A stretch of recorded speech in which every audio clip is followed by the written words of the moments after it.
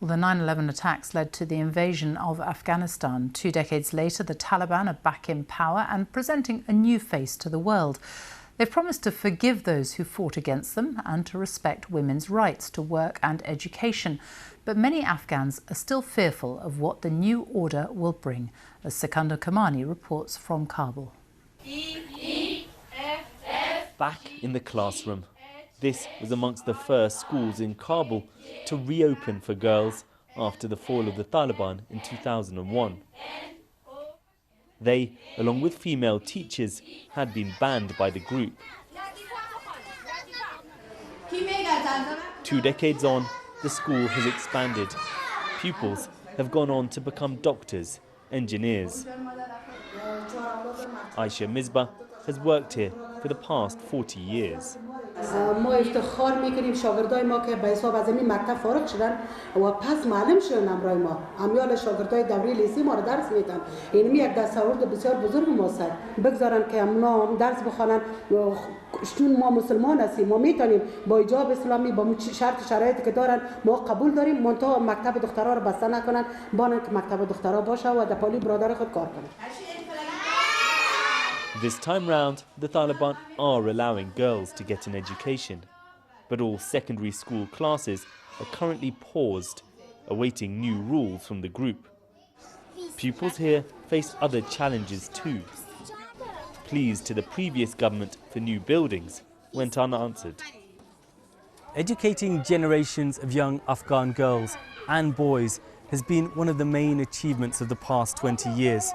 But you also have to ask why a government that received billions of dollars of international aid couldn't even build enough classrooms for pupils in a school in the very centre of Kabul. Many would blame corruption.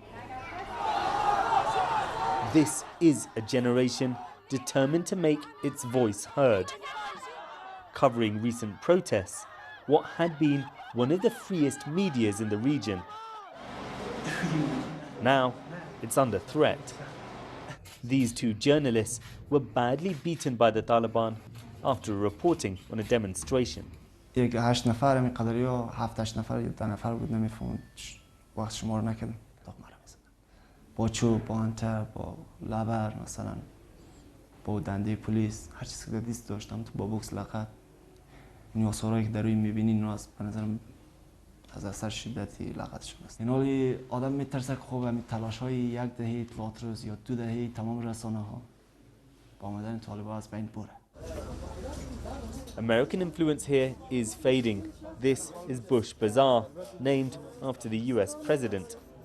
The military gear on sale used to come from international troop bases. Now it's largely Chinese-made imitation, to the disappointment of Taliban fighters, now the main customers. 20 years of war have left a legacy that's increasingly unclear. Secunder Kermani, BBC News, Kabul. Well, let's talk to our World Affairs editor, John Simpson, who is in neighbouring Pakistan. And 20 years ago, you were in Taliban-controlled Afghanistan on 9/11. How have things changed in those past 2 decades? I think everything's changed, and it's changed in the way that Osama bin Laden, in planning the 9/11 attacks, hoped that it would. It showed American vulnerability, and it showed that America wasn't the power that it had been. At first, though, you've got to remember that George W. Bush's plan was really celebrated right across the world. A lot of support for what he did. He didn't invade Afghanistan.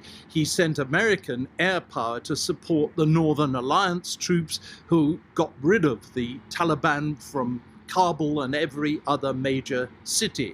So far, so good. But then American officials decided they had to demonstrate that America was back, that it was still as strong as ever. And they chose to pick on Saddam Hussein of Iraq. And he had absolutely nothing to do with the 9/11 attacks, but that's not how the Americans presented it. The invasion in 2003 was really unpopular around the world, and eventually what happened was that American military power didn't look so great either in the war in Iraq. You know, the real beneficiaries of this, the Chinese don't like it if you say it, but the real beneficiaries long term of 9/11 are the Chinese themselves. John Simpson, our World Affairs editor in Pakistan. Thank you.